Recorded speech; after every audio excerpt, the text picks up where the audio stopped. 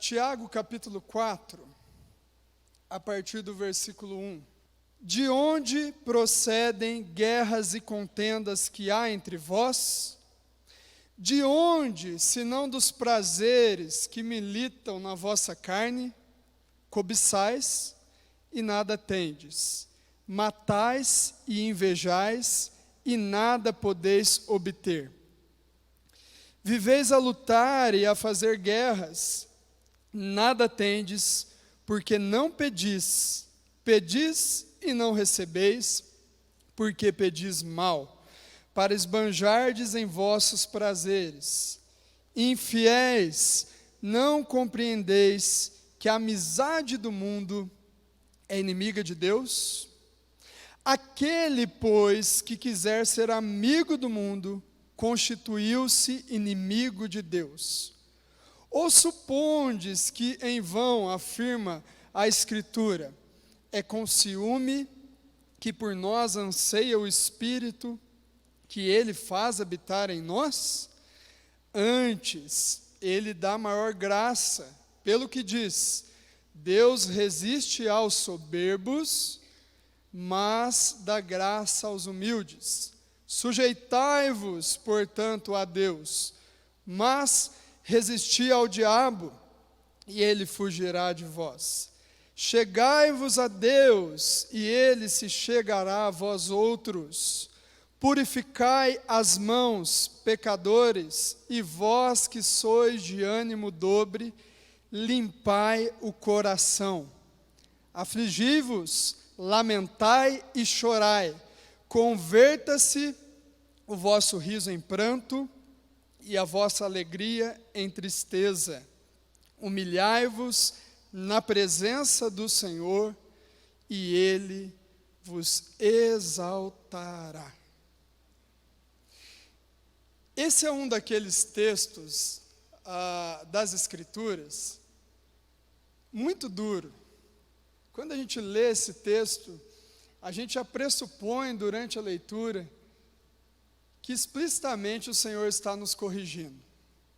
Esse é um texto da palavra de Deus que durante a leitura nós já percebemos que o Senhor deseja puxar a nossa orelha, que o Senhor deseja nos corrigir. Esse é um dos textos que, se nós pudéssemos pular ele, pela dureza das expressões contidas, nós pularíamos.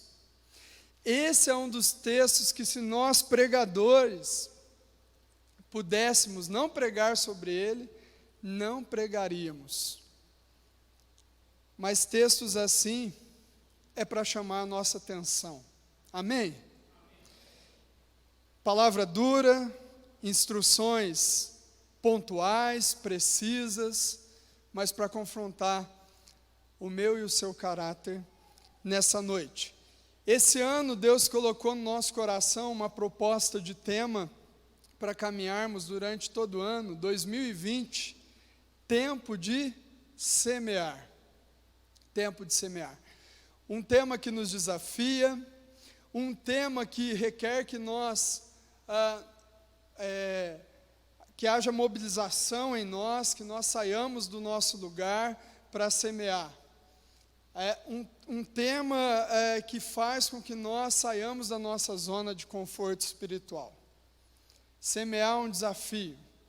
Durante o Entardecer com Cristo, nós lemos em um dos dias sobre aquela parábola onde Jesus fala que um semeador sai a semear e ele encontra vários solos na sua semeadura, e nem todo solo recebe bem a semente, e ela cai e frutifica. Semear é um desafio. Semear é algo que Deus requer de nós em sua palavra, para agitar a nossa vida, para nos mobilizar. E eu queria falar, à luz desse texto, sobre o seguinte tema: semeando com integridade. É claro, irmãos, que há vários textos das Escrituras onde existe, de maneira explícita ou implícita, a temática de integridade. Mas eu creio que esse texto aqui de Tiago, ele tem muito a falar ao nosso coração sobre esse tema. que é sempre importante relembrarmos. O que é integridade? Integridade é aquela característica onde a pessoa não vive através da reputação. Reputação é aquilo que os outros veem de nós. E integridade é aquilo que nós somos. Ser pessoa íntegra é quem nós de fato somos quando não tem nenhum público nos observando. Integridade tem a ver com a atitude de nós combinarmos manifestações externas que nós somos para as pessoas com aquilo que realmente está dentro do nosso coração. Integridade vem da palavra inteiro, inteireza de coração. Integridade não tem a ver com estereótipo, com aquilo que a gente apresenta. Integridade tem a ver com aquilo que a gente é de fato. Integridade tem a ver com aquilo que Deus enxerga no nosso coração e ninguém mais vê. E eu creio que para vivermos tempo de semeadura dos princípios do reino de Deus, na nossa vida, na vida da nossa família, na vida de outras pessoas, nós precisamos buscar um caráter íntegro. Amém? Integridade, não se assuste, não tem a ver com perfeição, porque senão apenas Jesus passaria na régua desse termo, integridade. Integridade tem a ver com gente que está num processo de aperfeiçoamento e que deseja crescer nesse processo. Amém? Ninguém aqui é perfeito, nós sabemos disso. Somos pecadores, o pecado ainda é uma realidade presente na nossa vida, mas ser uma pessoa íntegra significa ser alguém que se enxerga num processo de santificação, de transformação de vida. Ser uma pessoa íntegra é buscar, antes de agradar a homens, agradar ao Senhor. Ser uma pessoa íntegra é se preocupar prioritariamente com o que Deus pensa a nosso respeito e não com o que as pessoas estão achando de nós. Amém? Porque preocupar com o que as pessoas estão achando das nossas opiniões, isso é reputação. Integridade é olhar para dentro de mim, saber quem eu sou no Senhor e saber que eu estou de fato agradando ao Senhor.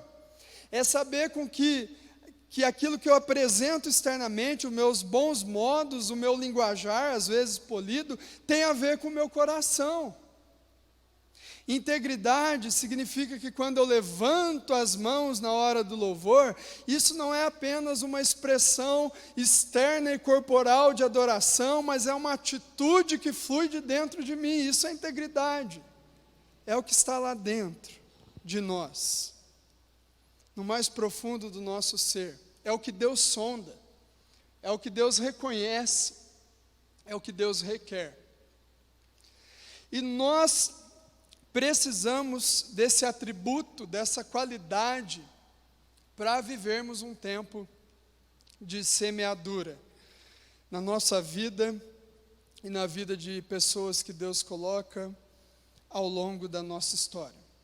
Quero comentar com a igreja um pouquinho do contexto da carta de Tiago. Tiago era um irmão de Jesus, que se converte não durante o ministério terreno de Jesus, ele se converte tempos depois, através das testemunhas da ressurreição de Cristo.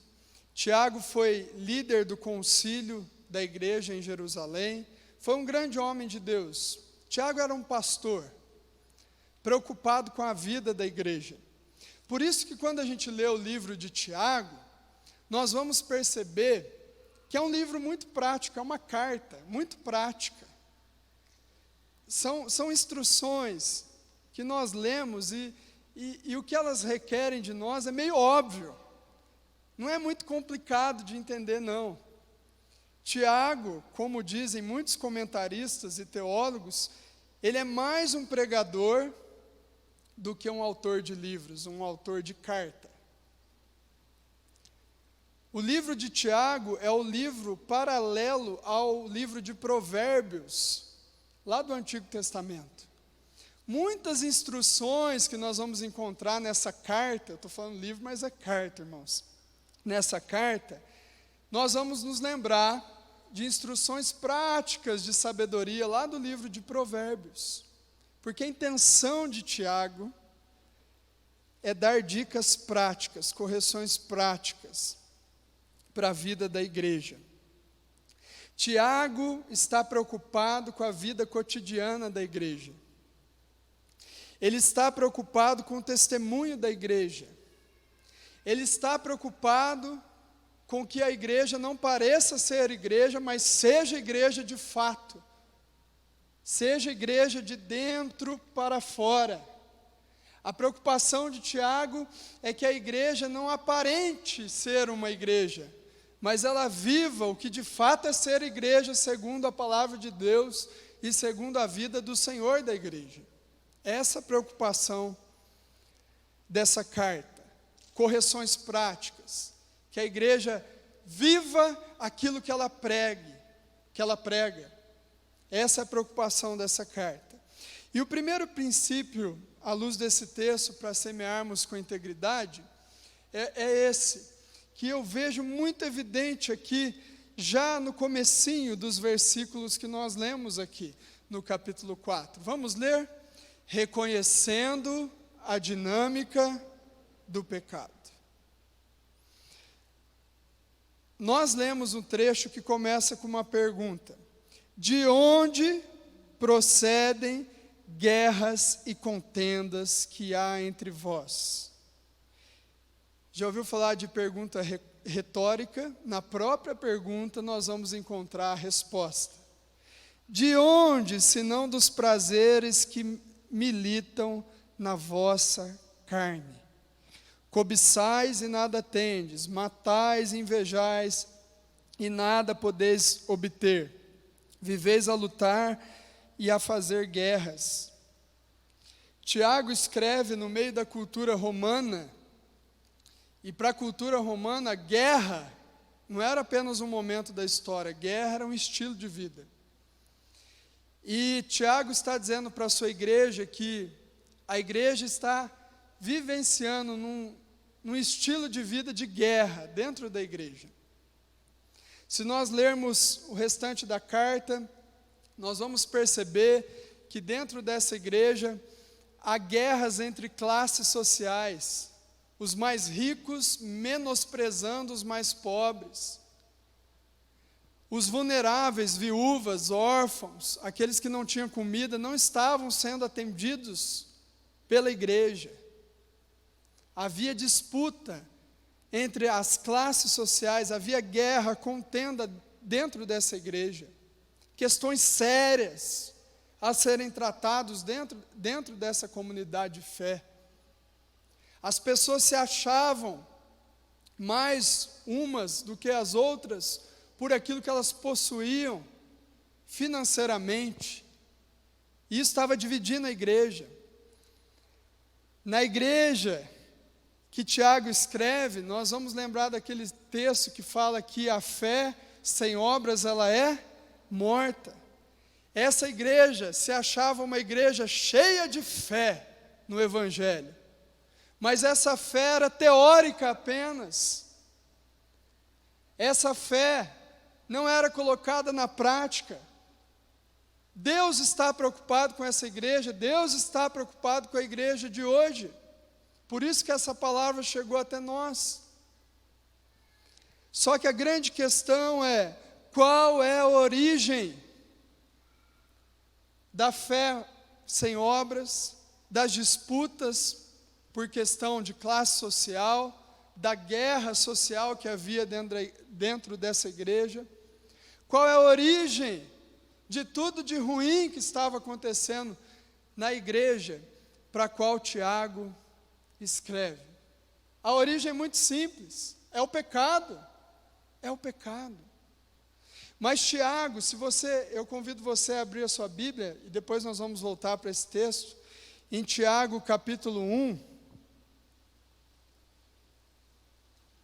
a partir do versículo 12, Tiago capítulo 1, a partir do versículo 12. Todos acharam, amém? Bem-aventurado o homem que suporta com perseverança a provação, porque depois de ter sido aprovado, receberá a coroa da vida, a qual o Senhor prometeu aos que o amam. Ninguém, ao ser tentado, diga: sou tentado por Deus, porque Deus não pode ser tentado pelo mal, e Ele mesmo a ninguém tenta. Ao contrário, cada um é tentado pela sua própria cobiça, quando esta o atrai e seduz. É óbvio que o problema mais original de guerras, contendas, disputas, de uma fé morta sem obras, é o pecado. Isso é autoevidente. Nós sabemos que o pecado, essa rebelião natural que está presente dentro do nosso coração contra Deus, é a verdadeira origem de tudo aquilo que está desajustado, bagunçado no meio da igreja. Isso é uma conclusão óbvia. Gênesis 3 mostra o que o pecado gerou na humanidade. É óbvio que as disputas internas da igreja, a falta de atender os que mais precisavam, as pessoas ricas, abusando dos pobres, subjugando seus funcionários. Esse problema tem a origem no pecado. Agora, para que haja integridade no meio da igreja, o que o Tiago quer mostrar, tanto no texto que acabamos de ler no capítulo 1, quanto o texto que acabamos de ler aqui no capítulo 4, é que nós precisamos entender e reconhecer como é a dinâmica do pecado na nossa vida, para tratá-lo, para abandoná-lo. E a primeira questão que eu vejo aqui, para reconhecermos a dinâmica do pecado, muito evidente, tanto no capítulo 1 quanto no capítulo 4, é que o pecado tem a ver com algo que é de dentro para fora. Como nós precisamos entender isso, se nós quisermos confessar pecado, se arrepender de pecado e abandonar com o pecado. Da onde procedem guerras e contendas? Da onde, senão dos prazeres que militam na vossa carne? No capítulo 1, sou tentado por Deus? De maneira nenhuma, ao contrário, cada um é tentado pela sua própria cobiça, quando esta o atrai e o seduz. O pecado começa dentro da gente, a rebeldia, as disfunções, as visões equivocadas, as palavras mal semeadas, começa dentro do nosso coração. Por isso que a carta de Tiago é um paralelo com o livro de Provérbios, porque lá em Provérbios está escrito, a igreja conhece bem o texto, que é da onde que procedem as fontes da vida? Do coração. E nós não tratamos com o pecado de maneira efetiva, se nós achamos que somos pecadores por causa de influências apenas. Nós não tratamos pecado dentro da igreja, no nosso próprio coração, dentro das nossas casas, nas nossas famílias, se nós não enxergarmos à luz da Escritura, que pecado é um problema que tem a ver com uma condição aqui dentro. Nós vamos encontrar várias correntes ideológicas de pensamento que vai atribuir que nós somos maus e ruins por causa do meio que a gente vive. Isso é parte da verdade, mas não é toda a verdade. O que existe de ruim em nós não é apenas por causa do meio que a gente nasceu, da família mal estruturada que a gente cresceu. O que existe de ruim em nós herdamos no nosso nascimento. Algo tão simples, tão básico, mas que às vezes nós nos esquecemos ao falar de pecado, ao lidar com os nossos pecados, e tratamos o pecado como se fosse um acidente de percurso apenas. por algumas coisas que aconteceram na nossa vida e não deram muito certo, aí nós agimos mal, tentando justificar.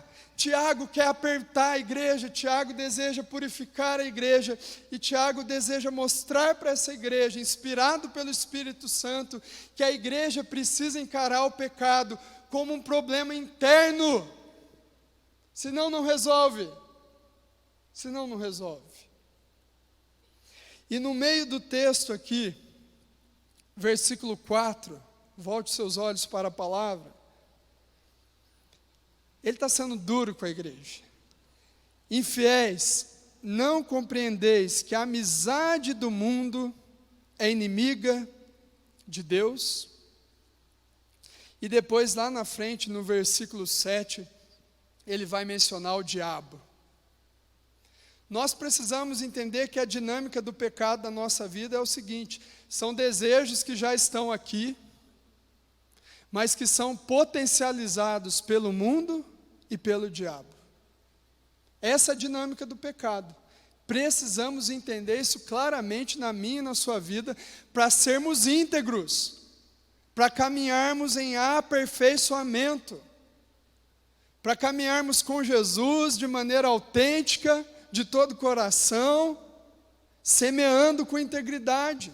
Essa é a dinâmica do pecado.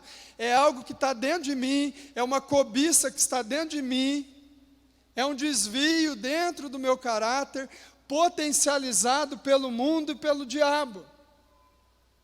Só que às vezes nós invertemos a dinâmica para que a nossa responsabilidade diante de Deus se ausente. Nós falamos que o pecado é gerado pela tentação do diabo, pelos impulsos do diabo, pelo mundo difícil que nós vivemos, e depois é algo que está dentro da gente. Não é essa dinâmica bíblica para a gente tratar com o pecado na nossa vida. E se não tratar com o pecado, não tem jeito de ser íntegro. É assim que acontece. Somos pecadores. E aí a amizade com o mundo, e mundo aqui não é lugar geográfico, mundo aqui é um sistema ético de valores e princípios completamente distorcidos da palavra de Deus. Mundo aqui significa isso, uma sociedade marcada pela corrupção, uma cultura coordenada por valores opostos à palavra de Deus. E o diabo, o inimigo da nossa vida. E na igreja, essa dinâmica do pecado, na igreja para a qual Tiago escreve, ela é demonstrada no relacionamento entre as pessoas e no que essas pessoas mais buscavam para a vida delas. Porque o texto está falando que essas pessoas estão orando e não estão recebendo. Você prestou atenção durante a leitura? O texto está falando: cobiçais e nada tendes, matais e invejais, versículo 2, e nada podeis obter, viveis a lutar e a fazer guerras, nada tendes, porque não pedis, pedis e não recebeis, porque pedis mal, para esbanjardes em vossos prazeres. O pecado estava sendo evidenciado pelo menos de duas maneiras nessa igreja: nos relacionamentos e naquilo que o coração das pessoas estava buscando, baseado apenas no eu e nos seus próprios prazeres, diz o texto. Tiago quer que a igreja se quebrante. E quando nós falamos a palavra igreja, a gente sempre tem dito isso nas pregações: antes de olhar para o todo, olhe para você mesmo. Antes de olhar para a igreja local, olhe para você como igreja de Jesus. Se nós não reconhecermos a dinâmica do pecado, ele vai ser externalizado nos relacionamentos, principalmente, e nas coisas que mais movem o nosso coração. A igreja tinha alvos de oração, ela até pedia, mas tudo que ela pedia era de acordo com a corrupção não tratada. E Deus não dava. Tudo que a igreja pedia não estava em conformidade com a vontade de Deus. Era só para o prazer próprio, para esbanjar é a palavra que o texto usa. Nós precisamos, se queremos integridade, se queremos ser íntegros diante do Senhor, se nós realmente valorizamos o que Deus vê e ninguém mais vê, se nós realmente valorizamos quem nós somos nos bastidores da vida, nós precisamos entender como é que o pecado acontece na nossa vida. Começa aqui dentro. É potencializado pelos valores da cultura, propagados aí em todo canto, na mídia, em filmes, em séries, nas notícias. E tem o diabo ali. E a palavra de Deus fala que no mundo, nesse sistema de valores deturpados, jaz quem? O maligno. É assim que a dinâmica do pecado acontece. Reconheça isso. No nome de Jesus. Para semear com integridade, pode passar, Duda? Nós também precisamos fazer o seguinte à luz desse texto. Vamos ler juntos? Substituindo o comando da nossa vida. Quem de fato dirige a sua vida? Quem de fato coordena seus projetos, seus sonhos? Nós precisamos refletir isso. Quem de fato é o Senhor da nossa história? Sabe por quê? Nós temos lidado no dia a dia da igreja, no geral, não estou falando só da nossa igreja, na igreja brasileira, as pessoas interessadas por um aspecto de Jesus. Jesus Salvador. Nós pregamos o Evangelho, falamos do pecado, falamos que quem não tem Cristo como Salvador, não é perdoado, tem um destino eterno terrível, mas essa proposta é só uma parte do que é o Evangelho. Jesus não quer ser um mero Salvador. Jesus é também Senhor.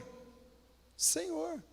É por isso que naquela passagem, quando Jesus fala assim, vinde a mim os que estão cansados e sobrecarregados e eu vos aliviarei, ele não está se colocando apenas como uma válvula de escape para as nossas sobrecargas. Jesus fala assim, vinde a mim os cansados e sobrecarregados, de fato eu posso aliviar vocês, mas tomem sobre vocês o meu jugo e aprendam de mim, porque eu sou manso e humilde de coração.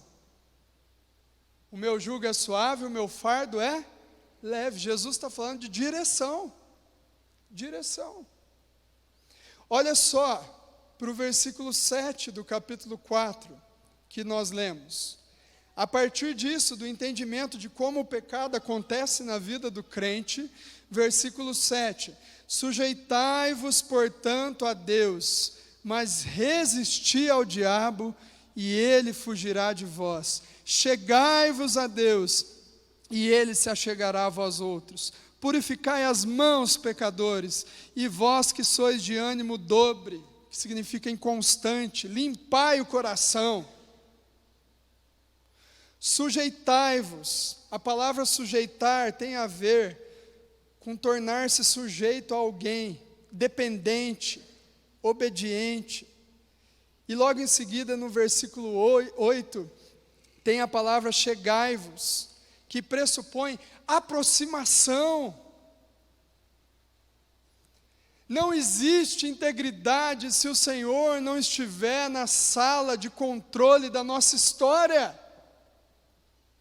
Não existe vida íntegra se todas as nossas decisões, se todos os nossos sonhos e projetos não forem sujeitos à análise da vontade do Senhor, que é boa, perfeita e agradável. Não existe possibilidade de ser íntegro se todos os dias nós não falarmos para o Senhor se Ele tem se agradado de nós, se a maneira como nós temos agido e reagido nas diversas circunstâncias da nossa vida tem expressado a palavra dEle. É depois desse texto, no versículo 13, que Tiago vai falar, olha, como vocês podem dizer que vocês vão para tal cidade ou para outra cidade? E Tiago fala ali no versículo 14, do mesmo capítulo que nós lemos, o que é a vossa vida? Ao invés de dizer que vocês vão mesmo para tal cidade, vão passar muitos anos, ganhar dinheiro, estabelecer seus bens, vocês deveriam dizer o seguinte: se o Senhor quiser, nós faremos isto ou aquilo. É no mesmo capítulo. No mesmo capítulo, a partir do versículo 13, onde ele fala que a nossa vida é como uma neblina que existe agora e daqui a alguns minutos já some. Tiago quer mostrar para a igreja que a vida da igreja, a vida do povo de Deus, precisa ser comandada pelo Senhor, pelos princípios do Senhor. E os princípios de Deus, e quando Deus está na sala de comando, quando Jesus não é apenas um Salvador, mas Ele é o Senhor, Ele determina como é que tem que ser a nossa vida, a nossa família, como nós temos que lidar com o dinheiro, como nós temos que lidar com os filhos. Quando é Jesus quem determina, não é fácil, porque muitas vezes a voz de comando de Cristo para a nossa vida, a direção que Ele tem, o princípio que Ele tem, é altamente confrontador, vai confrontar o nosso caráter. Permitir que Jesus seja o comandante de fato da nossa história, muitas vezes vai ser doloroso. Dizer que Jesus é o nosso Senhor, que a nossa vida é dirigida por Ele, que tudo que eu escolho, eu consulto a Ele, muitas vezes é entender que eu vou ser retirado de algumas zonas de conforto da minha vida. Olhe para o padrão de perdão que o Evangelho exige de nós, que Jesus Cristo exige de nós. Isso mexe com o nosso orgulho. Olhe para o padrão de generosidade que Jesus requer de nós. Isso vai mexer com as nossas prioridades. Sujeitai-vos, portanto, a Deus. Só assim é possível resistir ao diabo. Nós precisamos entender essa dinâmica desse texto. Tem gente que tenta resistir ao diabo sem se sujeitar a Deus. Tem gente que tenta ser forte em relação ao diabo, mas sem se comprometer com o senhorio de Jesus. Tem gente que empenha mais força na luta com o diabo, mas não submete a vida, os sonhos, os filhos, a família, as finanças, ao comando de Jesus. Não resiste ao diabo e não é íntegro.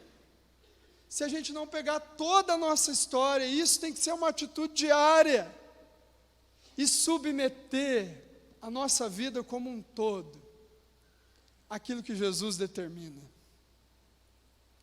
ao comando de Deus, que acontece efetivamente na minha e na sua vida, através da pessoa e da obra de Jesus Cristo. Como Deus comanda a nossa vida? Através de Jesus. E não adianta tentarmos ser pessoas íntegras, sem substituir o comando da nossa vida.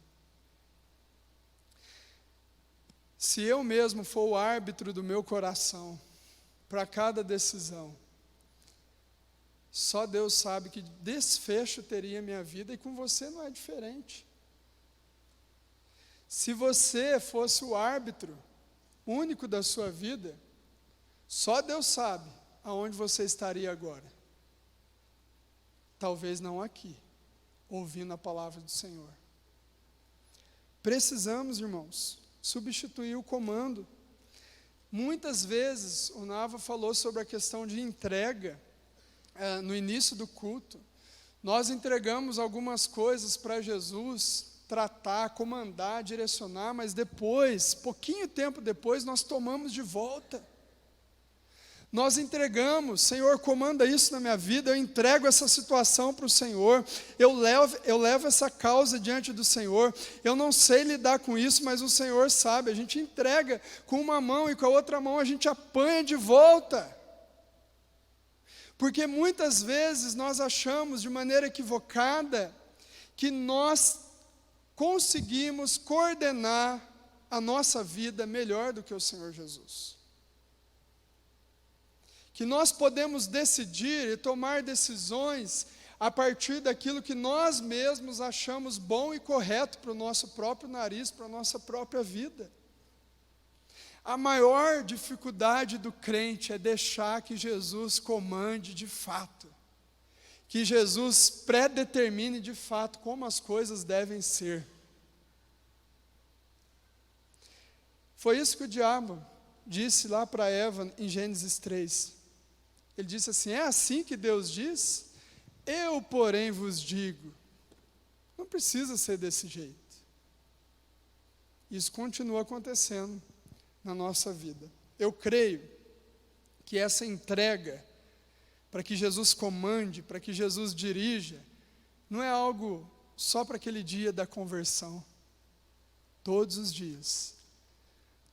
dias nós precisamos lembrar quem é que tem que coordenar a nossa vida, quem é que tem que dirigir, segurar no volante da nossa história e falar para nós: vai pela direita, vai pela esquerda, agora é tempo de recuar, agora é tempo de esperar. Jesus precisa estar no comando. Eu não acredito na possibilidade de ter uma vida íntegra sem submissão ao senhorio de Jesus Cristo. Eu não acredito. Quando você olha para a vida dos apóstolos, dos discípulos, Deus tinha dado uma direção através de Jesus. Vocês não vão ser mais pescadores de peixe, vocês vão ser pescadores de homens. Foi um comando muito preciso. Jesus está falando: eu estou redefinindo o propósito da existência de vocês. Vocês não vão mais pescar peixes.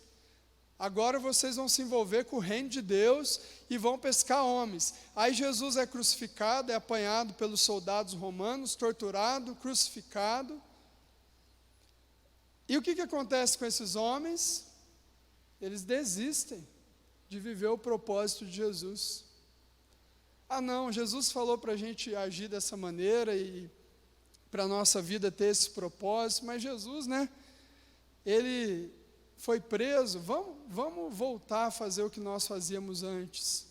Vamos voltar a pautar a nossa vida do jeito que a gente pautava antes de Jesus entrar na nossa história.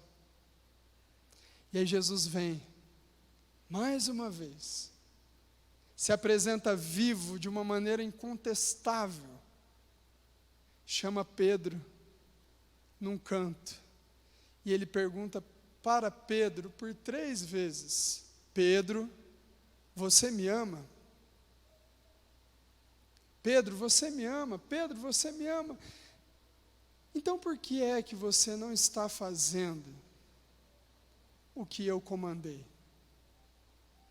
Volta a caminhar debaixo do meu comando. Eu te chamei da pescaria de peixes para um propósito maior de vida. Você vai ser pescador de homens. Volta a caminhar debaixo da minha ordem. Se nós não tomarmos cuidado, nós somos crentes, professamos uma fé cristã, mas no dia a dia, quem dirige as nossas escolhas é o mundo, é o sistema de valores corrompidos. Eu tenho dito muito isso para os jovens aqui da igreja, que se nós não tomarmos cuidado, nós vamos traçando um muro, uma linha divisória de até onde a fé em Cristo pode influenciar no nosso dia a dia e nas decisões da vida. Tem muita gente que se diz seguidor de Jesus, mas não pauta a vida em Jesus. Esse é o grande problema da falta de impacto que a igreja tem gerado no Brasil. Muitos seguidores nominais. Antigamente, nós lidávamos com um termo muito popular, Algumas pessoas se denominavam católicas não praticantes, não é verdade? Mas hoje já existe o termo de evangélicos nominais, não praticantes. porque são crentes da boca para fora, mas não é Jesus que dirige. É ideologia de gênero, é qualquer outra ideologia política, qualquer outro valor, mas não é o valor do reino de Deus. Quem tem comandado a sua vida? Quem de fato tem dirigido as suas decisões? Por último, que eu quero compartilhar com a igreja nessa noite, é que nós só vamos semear com integridade, experimentando, vamos ler juntos? Experimentando a dinâmica completa do real arrependimento. Se nós precisamos reconhecer a dinâmica de como o pecado acontece na nossa vida, nós também precisamos entender e experimentar como é que tem que ser o arrependimento. Vamos olhar para o texto mais uma vez? Vamos lá? A partir do versículo 8, nós já lemos, vamos ler mais uma parte. Chegai-vos a Deus, e Ele se chegará a vós outros. Purificai as mãos, pecadores, e vós que sois de ânimo dobre, limpai o coração. Afligi-vos, lamentai e chorai. Converta-se o vosso riso em pranto, e a vossa alegria em tristeza. Humilhai-vos na presença do Senhor, e Ele vos exaltará. Há uma dinâmica para o pecado acontecer na nossa vida, é de dentro para fora, potencializado pelo mundo e pelo diabo, mas também há um jeito bíblico e verdadeiro e real do arrependimento acontecer na nossa vida. O texto fala sobre lamento e choro. Arrependimento real passa por lamento e choro. Lamento e choro tem a ver com reflexão e consciência do que nós estamos fazendo de errado. É uma dinâmica do pecado. Limpeza e purificação. Humilhação. E por último, exaltação.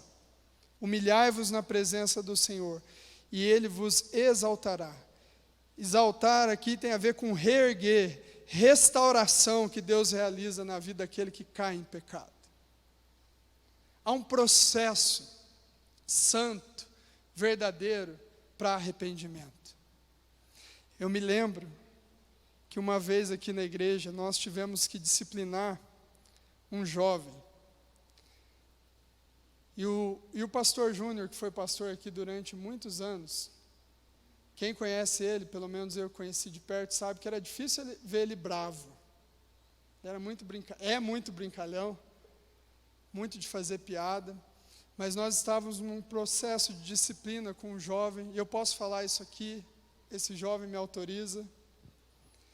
E eu lembro que depois a gente tratar com ele, chamar atenção para algumas coisas de errado que ele estava fazendo, que ia prejudicar a vida dele. No dia seguinte, ele chegou no culto, todo risonho, fazendo piada. E eu me lembro que naquele dia, o pastor Júnior chegou nele e falou assim: meu filho, por que você está rindo? É tempo de você chorar diante de Deus. Aí eu fiquei pensando, puxa, por que o pastor foi tão duro com aquele jovem, né? Porque o pastor queria mostrar para ele que a maneira dinâmica e bíblica de lidar com o pecado é ter consciência do que nós fazemos de errado. É claro que às vezes a pessoa não chora, cada um tem um estilo emocional, mas ela tem que ter um momento de reflexão, de lamento na presença de Deus. A gente lida com uma realidade muito superficial hoje, quando a gente vai tratar de pecado na vida da igreja, porque nós vamos confrontar a pessoa de questões tão sérias da vida dela, e daqui a pouco ela já sai tão leve.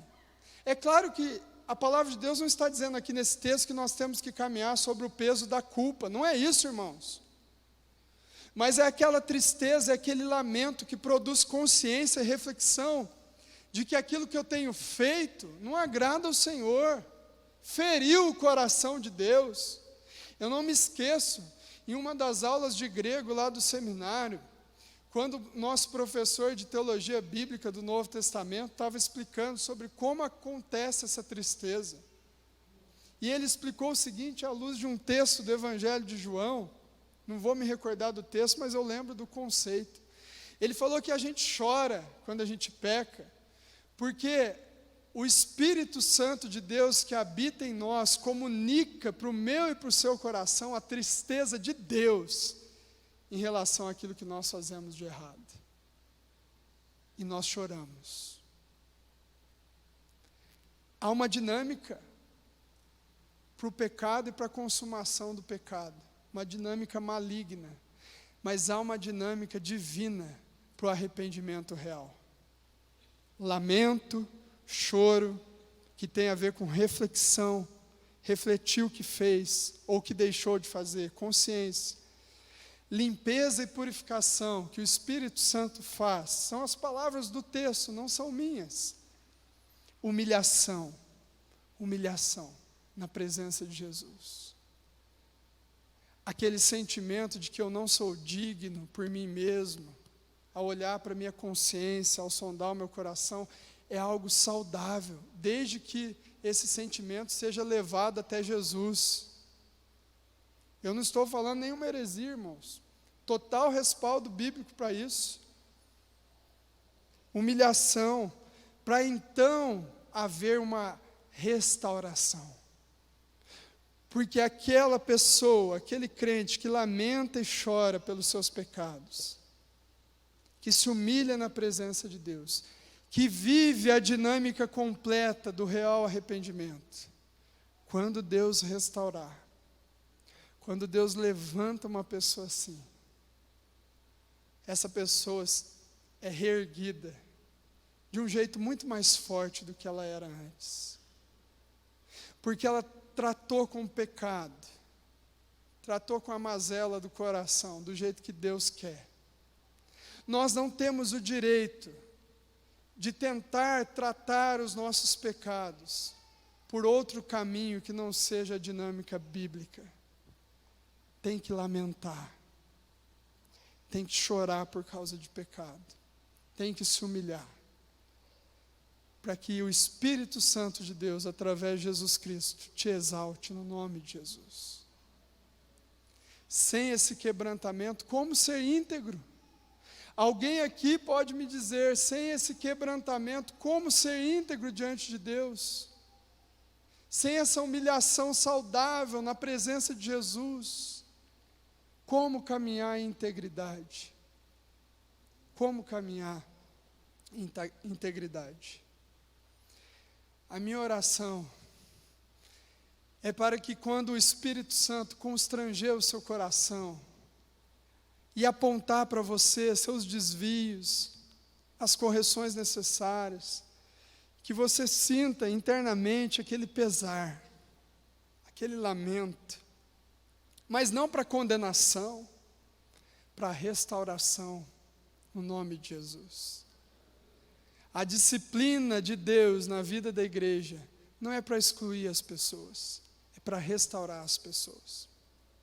Pegando a ilustração que eu estou usando do Júnior, desse acontecimento aqui da igreja, a mesma firmeza que o pastor Júnior, hoje pastor em Sorocaba, teve para exortar aquele jovem, eu vi com os meus olhos, foi a mesma firmeza que ele teve para abraçar aquele jovem, e caminha restaurado para a glória de Deus.